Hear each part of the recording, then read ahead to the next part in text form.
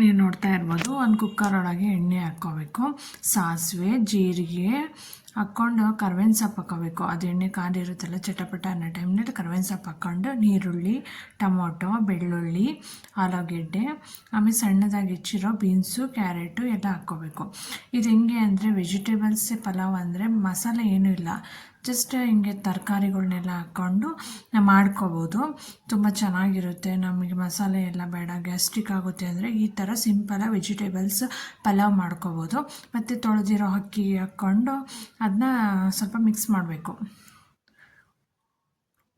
Mix ಮಾಡಿ ನಮಗೆ ಎಷ್ಟು ಬೇಕೋ ಅಷ್ಟು ಉಪ್ಪು, ರುಚಿ ತಕ್ಕಷ್ಟು ಉಪ್ಪು ಹಾಕ್ಕೋಬೇಕು. ರುಚಿ ತಕ್ಕಷ್ಟು ಉಪ್ಪು ಹಾಕ್ಕೊಂಡು ಕೊನೆಗೆ ನೀರು ಆ್ಯಡ್ ಮಾಡಬೇಕು. ನೀರು ಆ್ಯಡ್ ಮಾಡಿ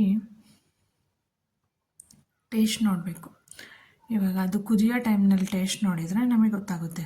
ಕುಕ್ಕರ್ ಕ್ಲೋಸ್ ಮಾಡ್ತೀವಲ್ಲ, ಅದಕ್ಕಿಂತ ಮುಂಚೆ ನೀರು ಹಾಕಿದ ಮೇಲೆ ಒಂದ್ಸರಿ ಟೇಸ್ಟ್ ನೋಡಬೇಕು.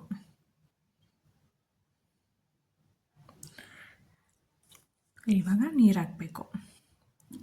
ಬಿಸಿ ಕಾಯಿಸ್ಕೊಂಡಿರೋ ನೀರಾರೆ ಹಾಕ್ಕೋಬೋದು, ತಣ್ಣೀರಾರೆ ಹಾಕ್ಕೋಬೋದು. ಬೇಗ ಆಗಬೇಕು ಅಂದರೆ ಬಿಸಿನೀರೇ ಹಾಕ್ಕೋಬೋದು. ಆಮೇಲೆ ಕುಕ್ಕರ್ ಕ್ಲೋಸ್ ಮಾಡಿ ಸ್ವಲ್ಪ ಸಮಯದ ನಂತರ ಟೇಸ್ಟ್ ಮಾಡಿ.